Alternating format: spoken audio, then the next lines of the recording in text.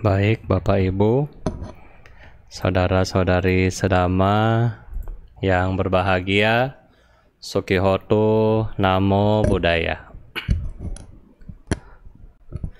Jadi pada hari ini Bante akan menjawab beberapa pertanyaan ya dari Anda. Harusnya masih banyak sekali. Ya, Bante coba menjawab sebisa Bante ya.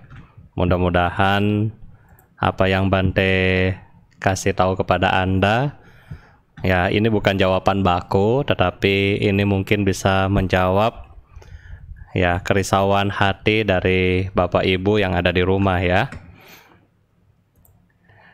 Oke, kita akan mulai dari pertanyaan nomor pertama ya. Jadi cerita yang hari kemarin? Hari Kamis ya. Hari Kamis kemarin ada seorang ibu-ibu ya. Jadi dia ada masalah sama suami, kemudian ya pergi ke istilahnya orang pintar. Kemudian dari orang pintar itu, orang pintar bilang, jadi si ibu ini adalah seorang umat Buddha, ya tentunya dia punya rupang Buddha ya, dia sudah simpan rupang Buddha ini kurang lebih 15 tahun.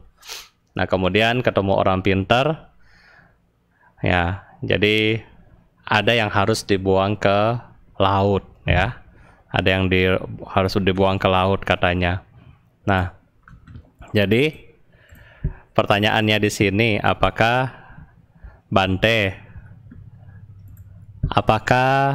saya sudah melanggar sila pertama ya dalam hal ini, dan apakah saya juga sangat bersalah karena membuang rupang Buddha yang tadi ya.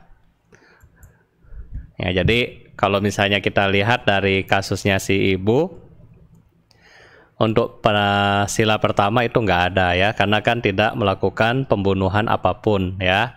Kecuali kadang-kadang orang pinter meminta Anda sesajen ya, misalnya tolong potong kambing atau apa seperti itu, kemudian Anda turuti dengan harapan ya semoga ya keluarga ping-an dan seterusnya. Nah kalau kita menuruti itu, maka kita melakukan pelanggaran sila pertama ya, ketika kita melakukan sesajen atau memotong makhluk.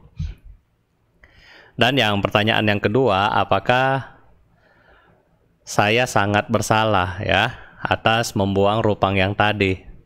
Ya, sangat bersalah katanya karena membuang rupang yang tadi. Dalam kegalauan yang seperti tadi, ya kan nggak ada pilihan, karena saat itu mungkin ibu lebih karena nggak ada pilihan, nggak ada akses untuk bertanya kepada Biku Sangha yang ada di wihara, sehingga pergi ke orang pintar. Nah ketika pergi ke orang pintar, karena mungkin dianggap ya itu adalah sesuatu yang aneh dan dia juga nggak tahu, akhirnya dibilanglah udah rupang ini dibuang ya, jadi karena dia nggak tahu. Nah apakah kita sangat bersalah? Ya kalau menurut jawaban Bante, ini tergantung dari konteks ya. Ketika misalnya kita memang mempunyai kegalauan seperti tadi si ibu ini, ya mungkin sah-sah aja, nggak apa-apa sih ya.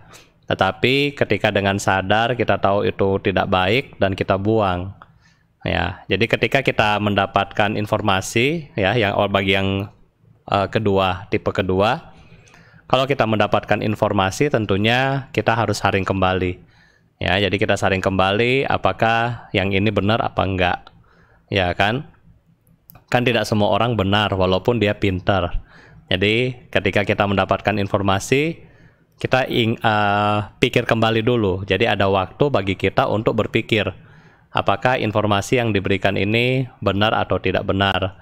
Nah kalau misalnya informasi yang diberikan adalah benar, masuk akal secara logika, ya Anda boleh lakukan.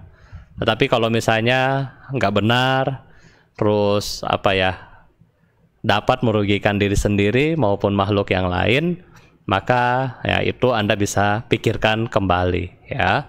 Jadi kalau misalnya kita sudah merasa bersalah sekali, ya nggak apa-apa. Jadi Mungkin ketika Anda melakukan kebaktian, Anda mungkin bisa namaskara sambil mengingat bahwa ya saya sudah bersalah, tetapi saya bersalah waktu itu karena membuang ya, tidak masalah. Anda bertekad dan memohon maaf kepada Buddha ya, kan Buddha Maha Pengasih, jadi nggak apa-apa ya. Kita lanjutkan ke pertanyaan berikutnya.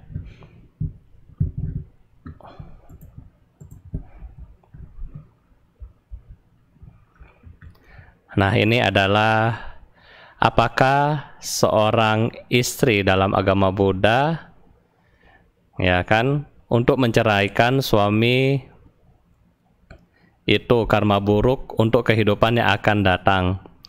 Apakah bisa terputus rantai karma saya dengan dia? Jujur, saya tidak memikirkannya lagi. Saya cuma ingin hidup bahagia, ya kan, dan melakukan banyak kebajikan. Ya, apakah menceraikan suami itu karma buruk? Sebenarnya suami maupun istri ketika kita bertemu, karena kenapa? Kita mempunyai ikatan ya. Ikatan di sini adalah ikatan apa? Ikatan yang pertama adalah cinta, suka sama suka akhirnya kalian ketemu. Yang kedua adalah ikatan apa? Benci sama benci juga ketemu. Ya, jadi kasus di sini adalah kalau misalnya sampai Anda nggak cocok, berarti ya mungkin ini adalah musuh dari kehidupan kita di masa lampau. Oleh karena itu, dalam meditasi yang Bante ajarkan Anda setiap hari Rabu dan Jumat, kenapa? Coba Anda pikirkan kembali, kenapa kalau saya bayangkan ya kan, orang yang saya cintai itu gampang sekali, cepat banget wajahnya itu muncul. Karena kenapa? Dalam bawah sadar kita mengingat dia teman baik kita, dia kita sayang dan seterusnya. Jadi kita tutup mata, misalnya Anda bayangkan Jesslyn, Anda tutup mata, bayangkan si Jesslyn, muncul dia, ya kan? Tetapi sebaliknya juga, ketika kita musuh, kita tutup mata kita, yang Anda musuhnya siapa? Cepat juga muncul. Kenapa? Karena dalam memorinya kita.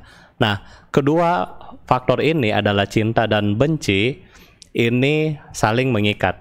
Sehingga kalau Anda masih melekat, next life itu bisa ketemu kembali, ya.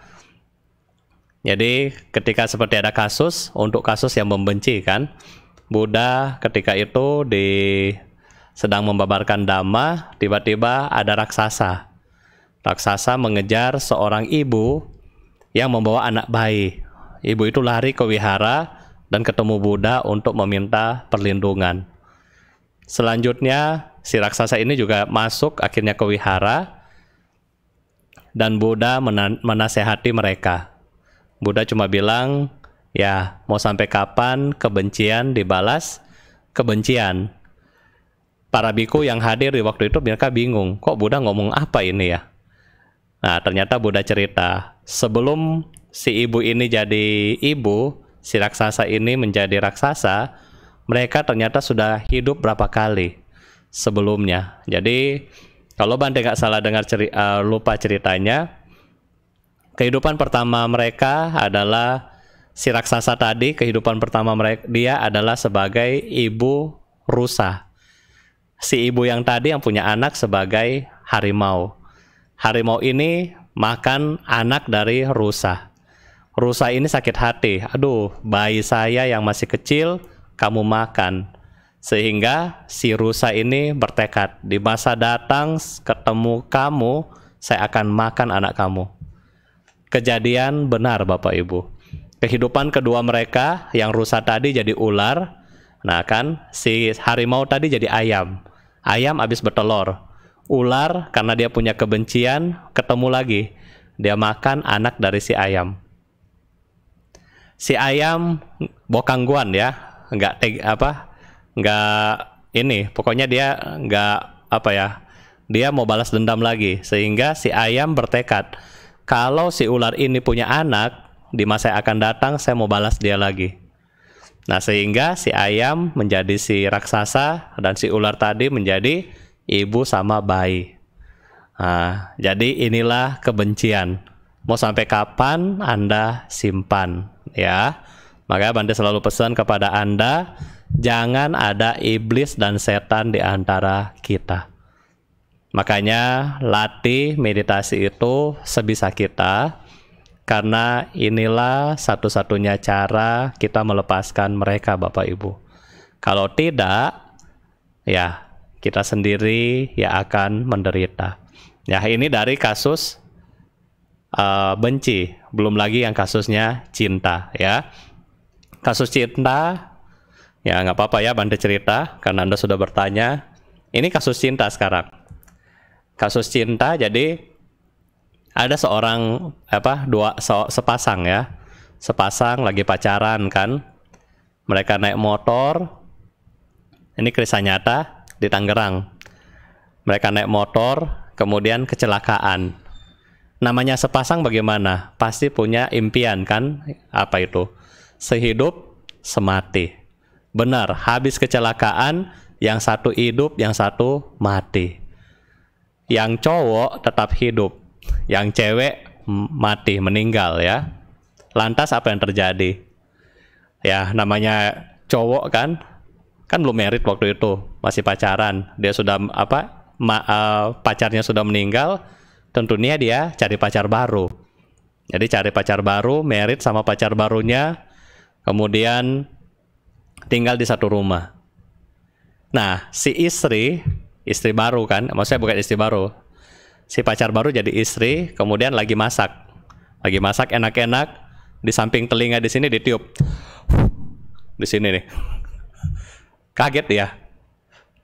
Terus karena rumah dia dari kayu, kalau misalnya si istri ini kemana, dari atas itu terdengar suara langkah kaki, puk puk puk puk puk, untuk mengejar si istri ini. Akhirnya mereka panggil satu orang Bante. Bante itu lihat, oh ternyata case-nya adalah hantu ini mantan, ya kan? Mantan pacar yang meninggal karena kecelakaan motor.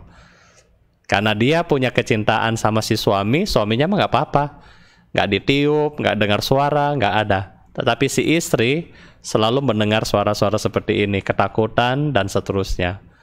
Nah, jadi inilah cinta dan kebencian yang bisa membuat kita ketemu di masa-masa yang akan datang.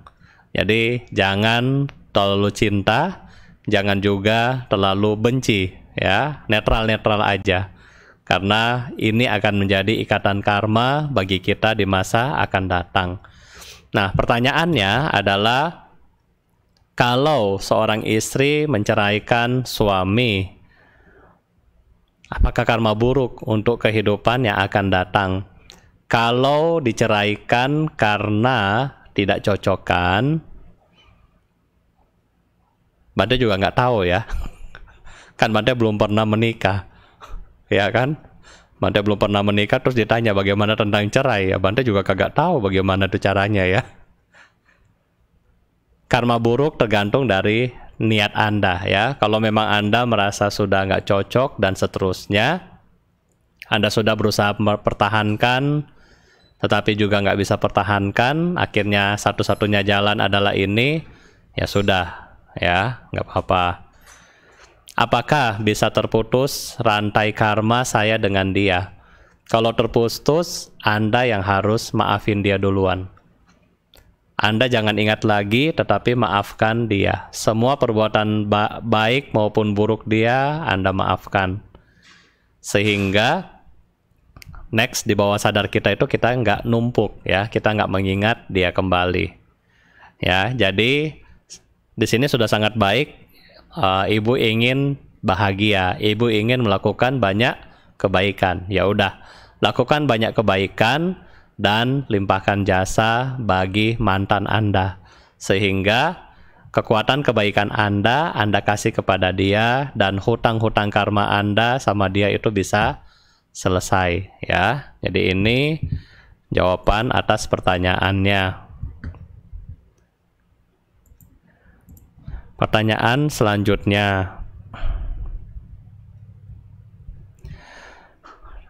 Waktu saya di dapur setelah selesai kebaktian, terpintas ada lihat seseorang, tapi saya tegasin lagi hilang. Saya baca Amitofo dan Sabesata Bawantu Sukitata ya. Apakah sudah benar, Bante? Ya, Bante nggak tahu Anda lihat apa ya. Yang pasti ya sudah bagus. Ketika Anda melihat sesuatu Anda kaget, pikiran Anda sudah Omitofo atau Sabesata, itu sudah bagus. Jadi dalam bawah sadar kita sudah mengingat Buddha, itu sudah bagus.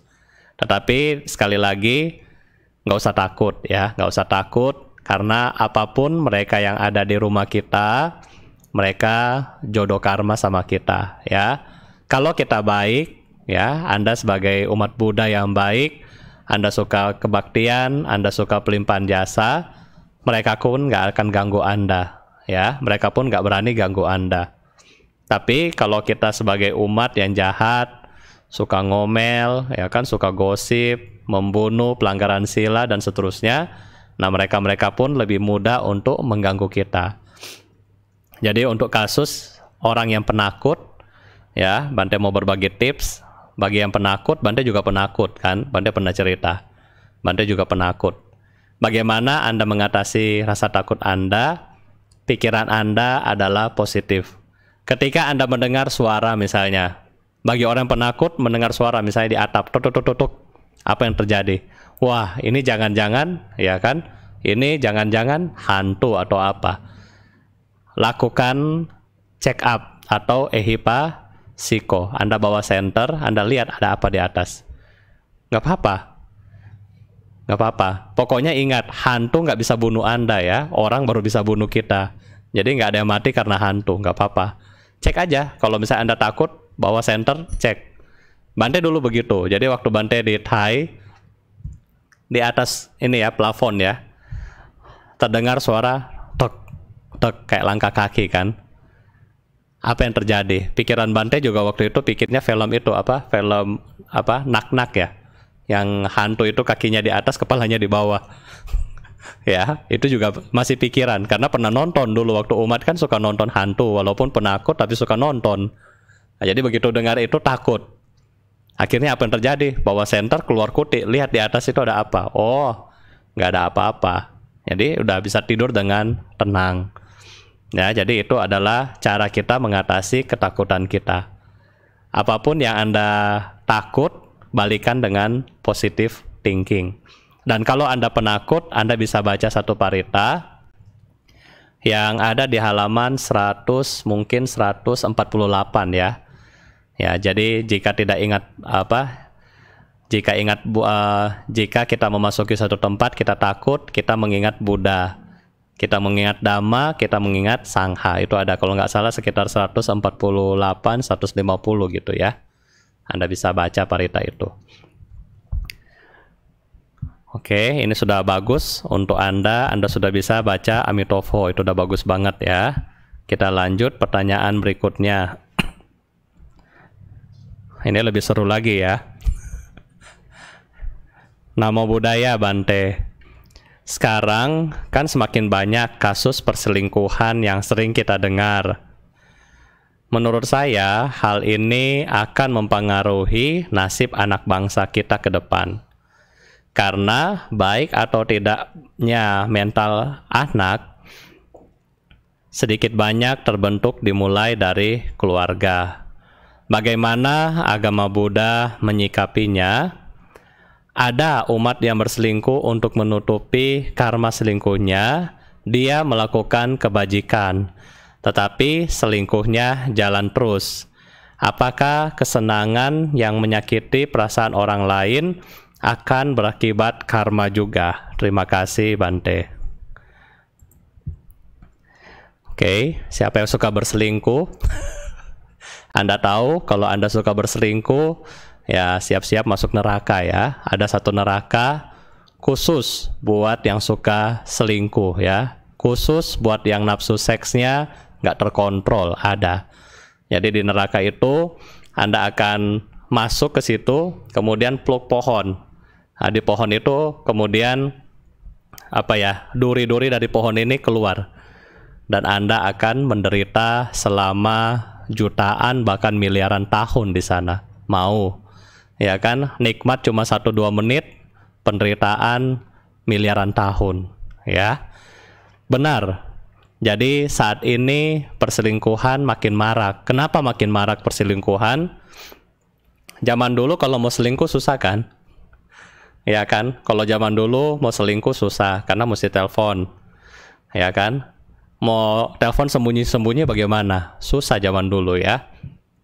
Zaman dulu juga perselingkuhan sudah ada, tetapi zaman sekarang lebih gampang. Kenapa lebih gampang? WA gampang, ya kan? Bahkan ada case beberapa orang menggunakan nama cewek, nama cowok. Jadi dikasih kode. Misalnya ini ya yang dia, namanya, misalnya ya namanya, oke, kasih nama umum aja. Misalnya namanya Lina, contoh ya. Tetapi diganti dalam kontak teleponnya diganti, misalnya Raymond gitu. Ada yang seperti itu ya. Jadi ya zaman sekarang pinter-pinter, mau selingkuh pinter-pinter. Nah, tapi Bapak Ibu, Anda harus sadar kalau misalnya Anda yang suka selingkuh, ya, Anda harus sadar buah hati Anda. Kenapa saya kasih tahu Anda? Karena selama saya jadi Bante, saya setiap Juni, Desember, kami selalu mengajar anak-anak Anda Pak Baja. Kami tinggal bersama buah hati Anda selama 2 minggu, 10 hari sampai 2 minggu untuk mengajar mereka. Sangat beda ya, sangat beda anak yang orang tuanya harmonis sama orang tuanya sudah selingkuh, tercerai-berai, dan orang tuanya suka berantem di rumah. Itu sangat beda.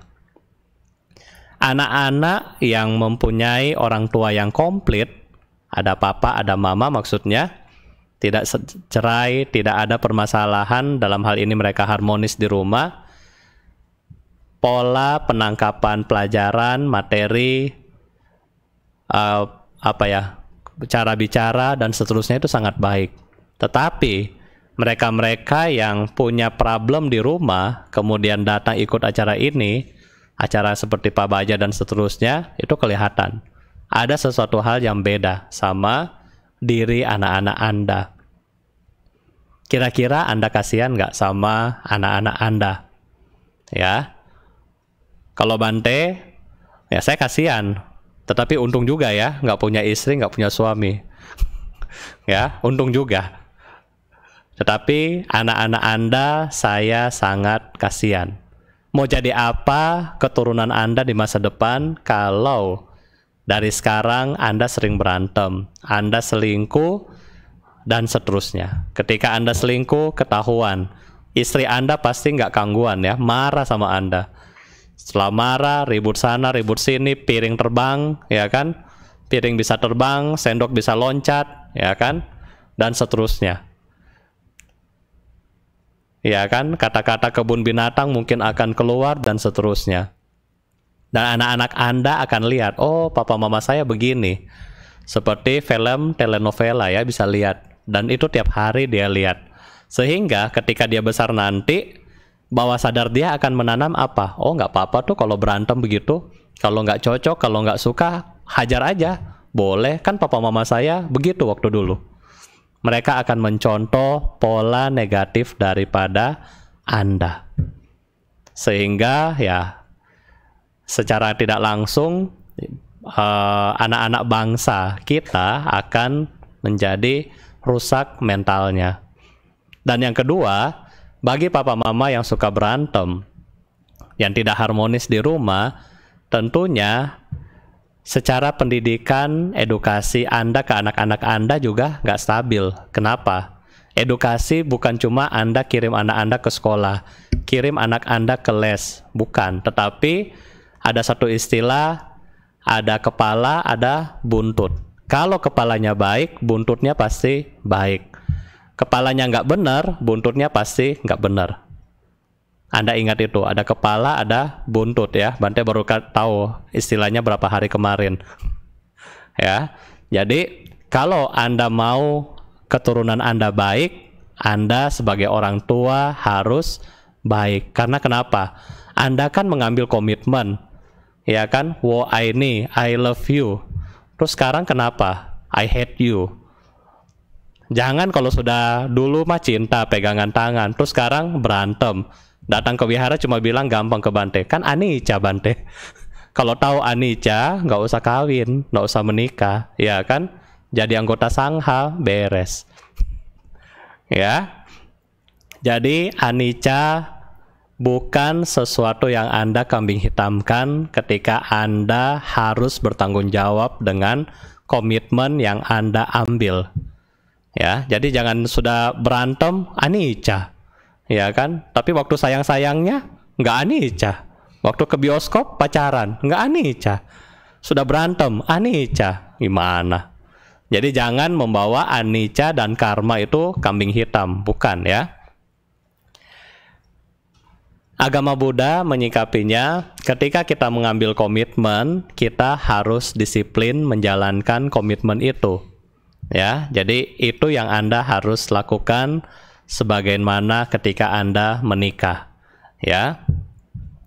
Dan ketika Anda berselingkuh, Anda nggak bisa tutupi dengan kebaikan yang Anda perbuat. Karena yang selingkuh yang enak-enak jalan terus, karma baik yang Anda lakukan juga jalan terus. Jadi dua-dua dapat, ya kan? Karma baik Anda dapat ketika Anda melakukan kebaikan, tapi dengan tujuan semoga saya pergi berbuat baik biar keselingkuhan saya nggak ketahuan. Ya mungkin boleh berpikir begini ya nggak apa-apa. Tetapi di satu pihak ketika Anda selingkuh, otomatis Anda menyakiti orang lain. Ya, jadi akan dapat karma dari sini juga. Jadi karma ketika Anda berbuat baik untuk menutupi selingkuhan Anda dapat. Anda juga mendapatkan karma buruk ketika Anda menyakiti perasaan dari pasangan Anda karena dia tahu Anda lagi selingkuh. Jadi dua-dua jalan terus, tergantung mana yang lebih banyak, ya kan? Yang pasti Bante yakin berdana mah seminggu paling sekali, tetapi sama selingkuhan mungkin tiap hari, everyday ya. Nah, jadi itu. Jadi kalau bisa ya jangan seperti ini. Memang sekarang sangat gampang Bapak Ibu ya. Anda melihat dari Instagram, dulu waktu SMP mungkin sudah suka sama dia, tetapi dulu kucel, masih pakai seragam. Ya kan? Setelah dia sudah dewasa, mungkin sudah dandan dan seterusnya, menor, wah, cakep jadinya. Dulu apa ya? Dulu ini jelek, sekarang sudah menor dan dandannya kelihatan cakep. Lihat di Instagram, likes. Besok kirim foto baru, likes. Lusa kirim foto baru, likes. Lama-lama dari mata jatuh ke hati.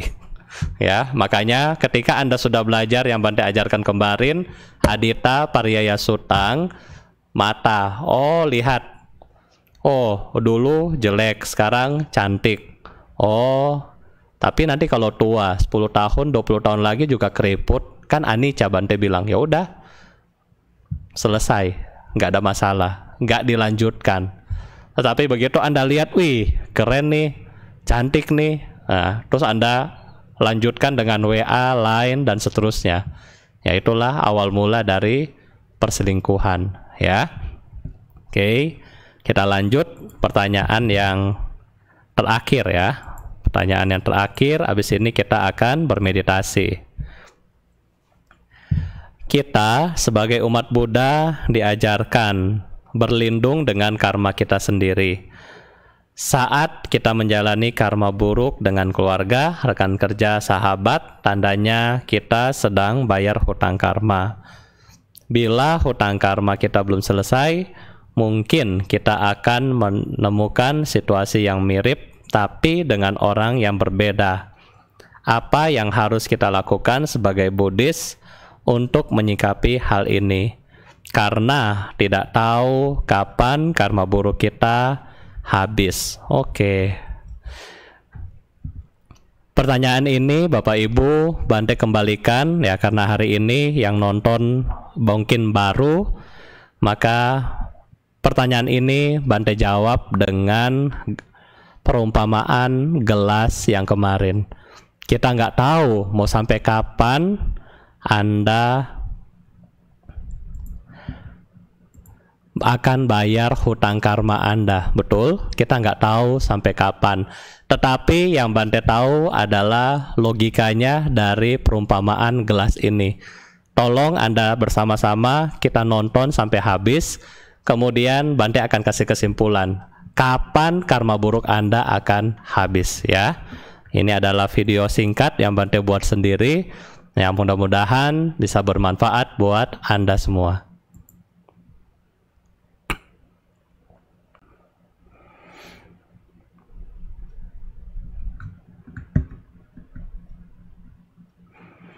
Itu adalah gelas yang bersih, seperti batin kita yang bersih. Ini adalah batin dari semua Buddha. Namun, ketika loba, dosa, moha, awija kita taruh di dalam batin ini, maka timbullah penderitaan Bapak Ibu. Timbullah penderitaan. Marah, keserakahan, dan kebodohan batin. Untuk itu, agar terhindar dari penderitaan, kita perlu produksi karma baik. Kita lakukanlah karma baik dengan mengisi gelas yang bersih kembali. Anda hitung berapa banyak karma baik yang Anda harus produksi untuk membersihkan karma buruk kita.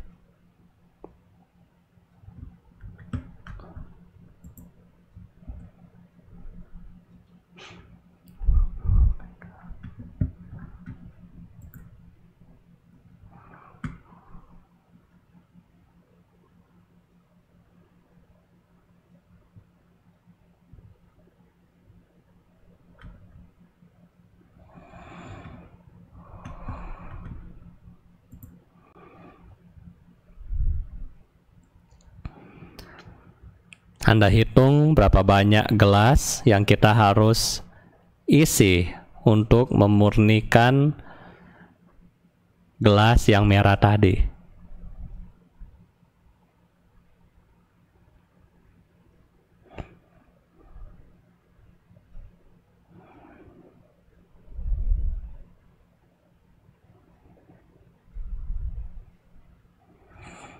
Ini sudah gelas, sekitar gelas yang ke-7 ya.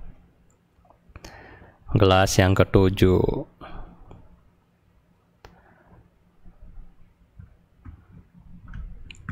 Gelas yang ke-8.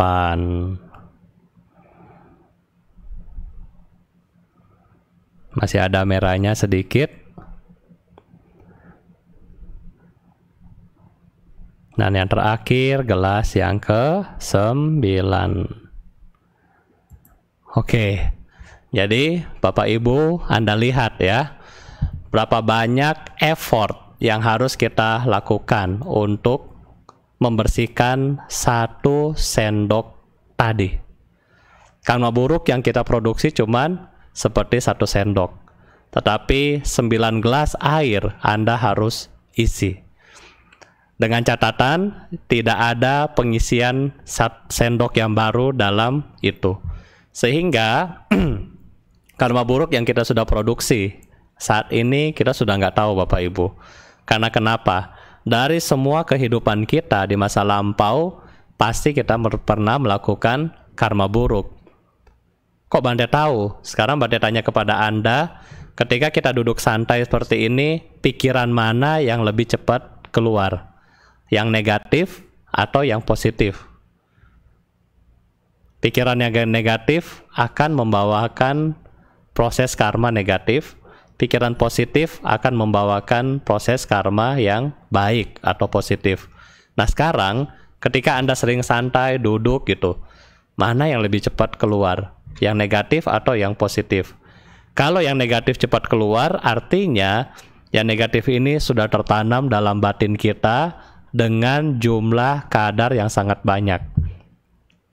Oleh karena itu, untuk memutar balik ke arah positif, kita harus memurnikan pikiran kita dengan meditasi.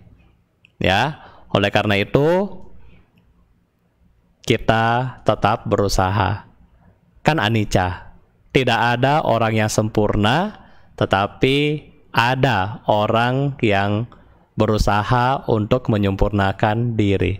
Dan Anda semua yang ada di sini adalah calon Buddha. Guru agung kita, Buddha Gautama, sudah menunjukkan jalan untuk terbebas dari semua derita. Kenapa kita tidak coba? Ya, oleh karena itu hari ini kita akan coba dengan bermeditasi singkat. Ya, nggak lama, cuma 10 menit. Jadi Anda jangan lari dari Facebook Anda ya, nggak usah lari. Supaya Anda tahu bagaimana pikiran kita yang jelek kita olah menjadi pikiran yang baik. Ya, mungkin ini yang bisa Bante sampaikan saat ini. Kita akan masuk ke dalam sesi meditasi ya.